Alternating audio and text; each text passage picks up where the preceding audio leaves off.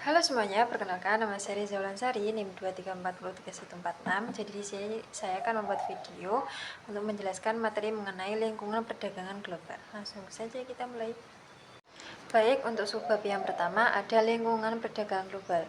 Jadi lingkungan perdagangan global merupakan seluruh kondisi dan faktor eksternal di tingkat internasional yang memengaruhi proses perdagangan antar negara. Lingkungan ini mencakup berbagai aspek penting seperti kondisi ekonomi global, kebijakan perdagangan internasional, sistem hukum, stabilitas politik, perkembangan teknologi, perbedaan sosial budaya, serta isu lingkungan dan keberlanjutan. Seluruh faktor tersebut saling berkaitan dan membentuk pola perdagangan dunia yang terus berubah. Dalam praktiknya, lingkungan perdagangan global bersifat sangat dinamis. Perubahan kebijakan ekonomi di satu negara seperti kenaikan tarif impor atau pembatasan ekspor dapat berdampak luas terhadap negara lain. Selain itu, peristiwa global seperti krisis keuangan, pandemi, konflik geopolitik, dan perang dagang juga mampu memengaruhi rantai pasok internasional serta menurunkan volume perdagangan dunia. Oleh karena itu, negara dan pelaku usaha dituntut untuk mampu beradaptasi dengan cepat terhadap perubahan lingkungan global tersebut. Bagi Indonesia, lingkungan perdagangan global memberikan peluang sekaligus tantangan. Keterbukaan pasar internasional memungkinkan produk dalam negeri menembus pasar global dan meningkatkan devisa negara. Namun, di sisi lain, Indonesia juga harus menghadapi persaingan ketat dengan produk asing. Tuntutan peningkatan kualitas, serta kewajiban memenuhi standar internasional yang semakin tinggi. Nah, untuk subbab yang kedua ada faktor-faktor yang mempengaruhi dinamika perdagangan global. Jadi, dinamika perdagangan global tidak terjadi secara kebetulan, melainkan dipengaruhi oleh berbagai faktor utama.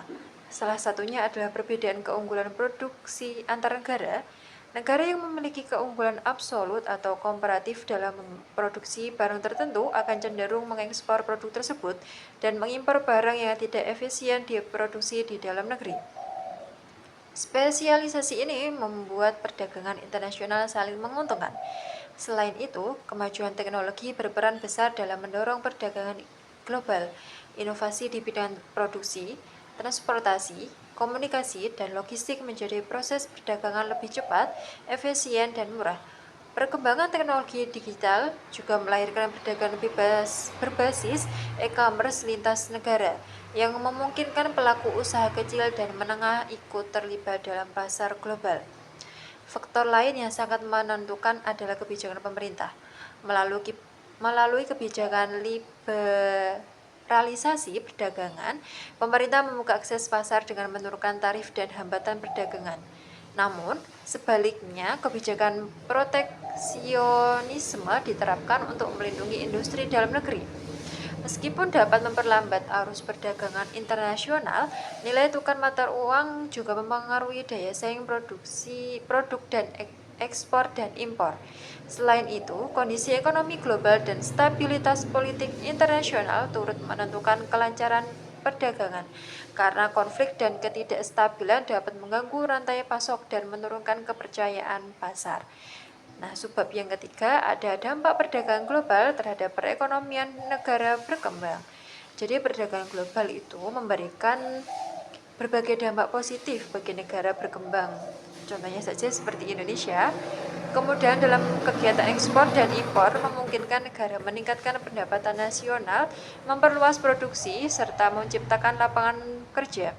Perdagangan internasional juga membuka akses pasar yang lebih luas bagi produk domestik sehingga mendorong peningkatan daya saing dan pertumbuhan ekonomi. Nah, selain itu, perdagangan global itu memungkinkan tercapainya skala ekonomi yang lebih besar sehingga biaya produksi dapat ditekan dan efisien meningkat. Negara berkembang juga memperoleh manfaat berupa transfer teknologi dan inovasi dari negara maju, baik melalui perdagangan barang, investasi asing, maupun kerjasama internasional.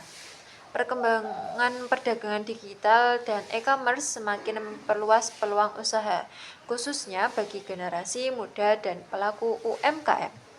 Namun, perdagangan global itu juga menimbulkan sejumlah dampak negatif loh. Nah, seperti persaingan dengan perusahaan multinasional itu seringkali menghambat perkembangan industri lokal, terutama jika tidak didukung oleh kebijakan perlindungan yang memadai.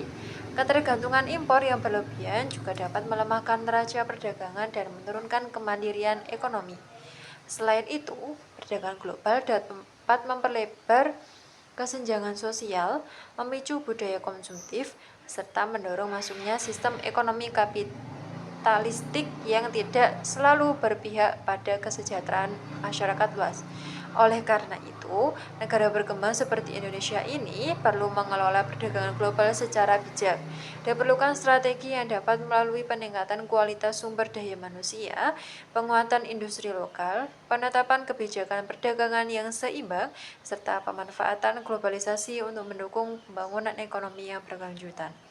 Nah, itu tadi penjelasan dari materi saya. Sekian, terima kasih.